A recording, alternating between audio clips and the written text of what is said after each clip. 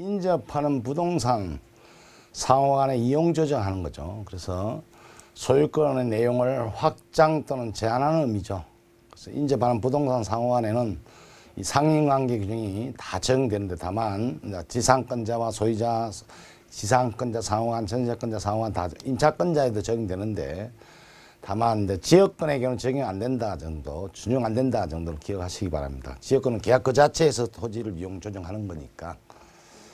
근데 이제 상인관계 규정은 이제 결국 부동산이니까 동산은 적용이 안 되고, 부동산이니까 토지, 건물, 토지에 또 지하수 이런 거 적용되는데, 그 중에서 나머지는 다 조문 문제인데, 조문인데, 그 두 가지 부분이 이제 단일 문제로도 출제 가능한 것이 생활 방해 금지 청구권하고 그 다음에 주의 토지 통행권입니다. 그죠?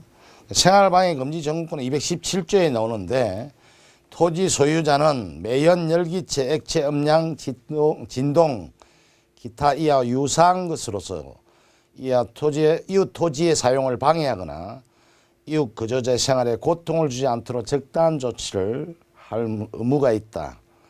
이양 이웃 거주자는 전항의 사태가 이웃 토지의 통상의 용도에 적당한 것이든 이를 인용할 의무가 있다.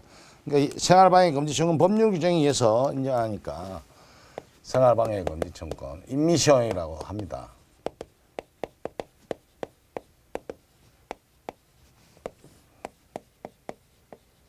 우선 방해 명예차에 의해서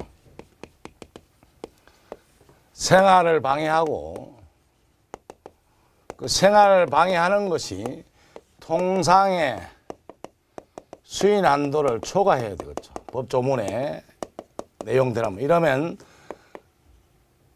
이 요건을 갖추면 효과는 적당한 생활 방해 하지 않도록 적당한 조처 의무가 발생하죠. 떠나서 불법 행위도 발생할 수 있죠. 권리 침해하면 성립도 가능하다. 그럼 손해배상 청구할 수 있다는 겁니다. 이 방해 명예체는 공중으로 방사됩니다. 매연, 열기체 이런 것 좀 공중으로 방사되는 겁니다. 그러니까 되게 상인관계는 인접하는 부동산 이용자 상호간의 문제인데, 이 생활방해 금지는 인접할 필요가 없다는 거죠. 공중으로 매연, 열기체, 공중으로 방사돼서 이웃에 방해 주니까. 그래서 우리 그 방해 명예체 관련돼서 반드시 이웃에 인접할 필요가 없다는 점이 다른 생활방해 금지 청구권과 좀 구별되고, 그래서 저 멀리 한 100m에서 한 200m 떨어진 폭파 작업장에서 소음 때문에 양계장의 닭이 뭐 놀래서 죽는다든지 폐사해서 이러면 또 달걀을 잡게 낸다든지 이러면 그 폭파 장치에 대해서 소음이 발생하지 않도록 조치해 달라고 요구할 수도 있고, 더 나아가서 그로 인한 손해가 있으면 불법에 의한 손해배상을 청구할 수 있다라는 점에서 이는 반드시 인접할 필요가 없다라는 점에 특이하죠.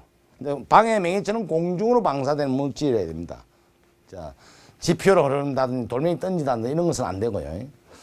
두 번째, 생활 방해를 해야 되는데, 생활 방해 이제 이익이 뭐냐? 보통은 잠잔다든지 뭐 쾌적한 주거 환경 이런 것이 있지만, 이제 관련해서 우리 판례가 나온 것들이 크게 일조 방해, 일조권 침해 가 있고, 그 다음에 조망이, 이 두 가지 이제 조망이 경관의 이익이죠. 이런 거. 그러니까 일조권은 한마디로 햇볕을 찌는 거죠. 햇볕을 찌는 건데, 이것도 그 일조권 침해에 의해서 이제 아파트 공사라든지 여치 막 지면서 이렇게 하면 통상의 수인 한도를 넘으면 그 생활방해에 대해서 생활방해 금지 청구권 행사할 수 있습니다. 다만 일조권 침해가 객관적으로 판단하지, 여러 가지 주변 사정을 판단해서 객관적으로 판단한 것이지 건축법하고 상관없다.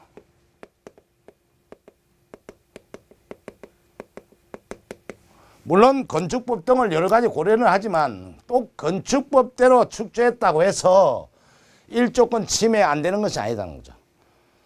건축법은 우리 민법이고 건축법은 건축법이고 별개지 않습니까? 그죠? 일조권 침해된 건 여러 가지 재반 사정을 고려한다.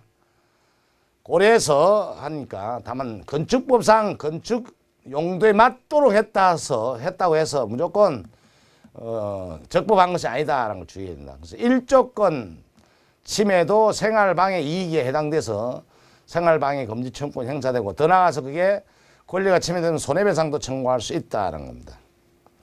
두 번째 이제 조망이 이제 경관이죠. 경관. 이 조망이 이건요 객관적 인정돼야 됩니다. 그러니까 사찰이라든지 등 이런 거 있죠. 또는 해수욕장 이런 것처럼 그 자체로서 조망이 환경적 이익이 인정돼야 됩니다. 그냥 앞으로 내가 잘 보인다 이거 아니고 공사라고 해서 내가 지금 현재 누리고 있는 조망, 경관 이익을 침해한다면 공사를 뭐 생활방해 금지 청구 못하도록 할 수 있다는 거죠. 그래서 이 조망 이익은 그 독자적으로 그 자체가 독자적으로 인정이 돼야 된다. 일조권은 지금 받고 있으니까 되지만 조망 이익이라는 건 아무 때나 인정되는 것이 아니죠. 사찰 같이 이렇게 또는 해수욕장에서 이렇게 본다든지 이런 거 그 자체가 독자적 인정될 때 생활 방해 이익이 되고 그 침해하면 이제 청구할 수 있다라는 거죠. 그 시도 같은 내용입니다. 경관 이익이나 조망 이익 같은 내용이니까 BC가 같은 이익으로 보시면 됩니다. 하여튼 이 두 가지가 우리 기본 강의는 안 했지만 시험용으로 넣을 수가 있다는 기회입니다. 일조권 침해라든지 조망이익 또는 경관 보호이익 이런 것도 생활방해 이익으로서 생활방해 금지 청구의 대상이 될 수 있다라는 것을 기억하시고 근데 이게 통상의 수인 안도를 침해해야죠. 그죠? 보통 사람이 참을 수 없는 정도 됩니다. 그런 여러 가지 종합적인 사정을 고려해서 할 수밖에 없습니다. 그러니까 시험에는 잘 안 나오죠. 항상 무엇을 판단할 때 판례가요. 종합적인 사실을 고려해서 인정을 합니다. 그래서 판사가 많은 권한이 있는 거죠. 사실관계를 받아들이냐 안 들이냐는. 그래서 판사가 중요한 거죠. 여러 가지 사정을 판단해서 객관적으로 판단하니까 통상의 수인안들을 침해하느냐 여부를 여러 가지 모든 종합 상태를 고려한다. 그 판례 지문들을 한번 참고로 보시기 바랍니다. 보통 상식적으로 볼 때는 피아노 소리라든지 뭐 교회 종소리 같은 거는 통상의 수인 한도 내죠. 그런 건 생활방해 금지 청구가 안 되지만 여러 가지 정도를 고려한다는 거죠. 그와 관련해서 이제 병원 이 사례죠. 요 A 병원이 땅을 사서 병원 지려는데 이 사람이 B라는 할아버지가 이 주택은 안 팔려고 그런 거요. 다 사야 되는데. 그러니까 열받아서 땅 다 샀는데 요 옆에다 그냥 영안실을 집히는 거예요. 영안실. 그러니까 냄새가 너무 온다 말이죠. 그래서 이때 이 사람 쪽에서는 병원을 상대로 적당한 조치를 해달라. 소음이라든지 냄새가 나지 않도록 방음장치라든지 이걸 해달라 요구할 수 있다는 것이 니은 내용이고 또 이것도 일조방해가 사회통념상 넘으면 이제 그 수인안도를 넘었다 볼 수 있고 니얼도 마찬가지죠. 조망이익도 객관적으로 판단할 수밖에 없다. 참고를 보시기 바랍니다. 그래서 통상의 수인안도는 하여튼 여러 가지 종합적으로 판단할 수밖에 없다. 근데 오히려 요거 정도는 기억하시고 그럼 효과는요. 적당한 조처를 취해야죠. 일조권 침해되지 않도록 조망이익이 또 경관이익이 침해되지 않도록 적당한 조치를 해달라 이 말이죠. 적당한 조치는 예방 조치도 포함합니다.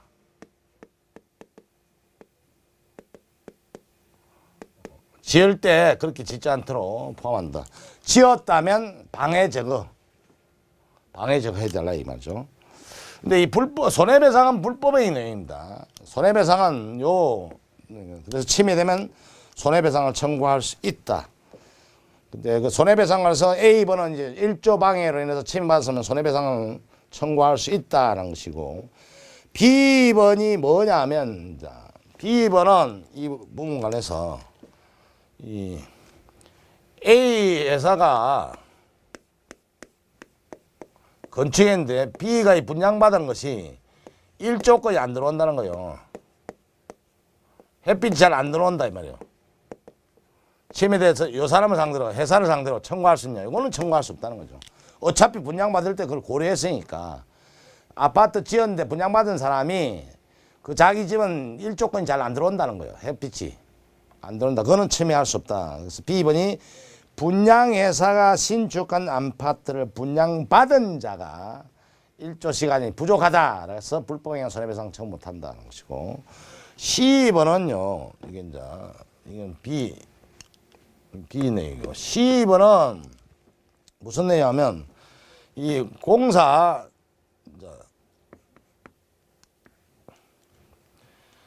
이 공사업자예요. 갑이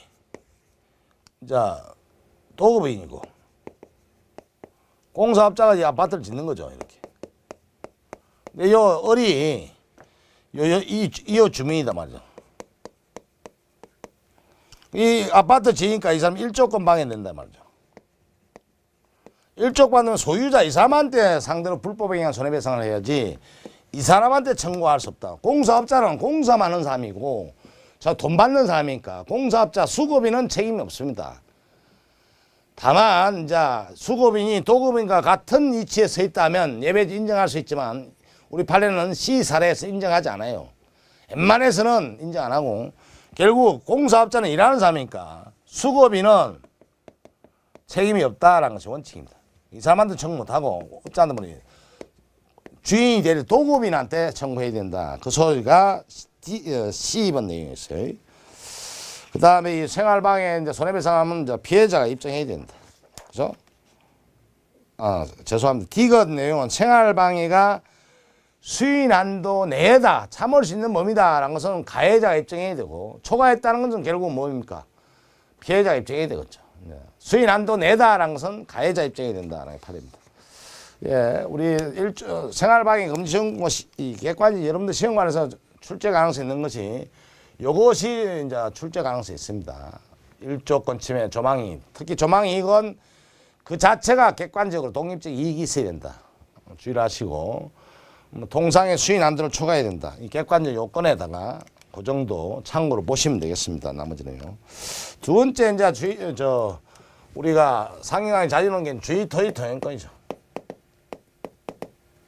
이 주의 토의 통행권은 뭐 독자적 얼마든지 추진될 수 있죠. 219조와 220조. 그 조문을 보면 어느 토지와 공로와의 사이에 그 토지 용도에 필요한 통로가 없는 경우에 공로에 출입하는데 통로가 없다는 말이죠.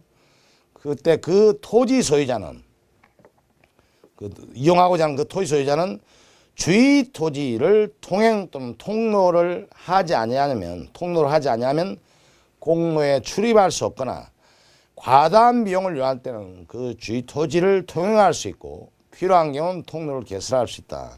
그러나 이로 인한 손해가 가장 적은 장소와 방법을 선택해야 되고 이때 통행권자는 통행지 소유자, 이웃 소유자의 손해를 보상해야 되죠. 220조는 좀 이따 보고 219조 이제부터 보면 주의토의 통행권은 공로에 출입할 수 없어야죠. 인정되는 경우 공로에 출입할 수 없어야 된다. 그죠?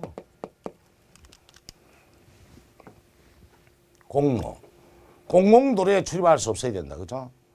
자기 개인 산책로를 위해서 할 수 없고 그 통로에 출입이 불가능해야죠. 사회통념상 출입이 불가능해야 됩니다. 그러니까 출입이 가능한데 좀 돌아간다. 편리하다는 이유로 통행할 수는 없어요. 사회통념상 이제 출입이 가능하더라도 뭐 벽을 산을 지나서 간다든지 뭐 헤엄쳐 가야 된다든지 이런 것처럼 가능하지만 사회통념상 그 산 넘어간다는 건 힘들지 않습니까? 그죠? 또 헤엄쳐 간다는 건 힘들지 않습니까? 강을.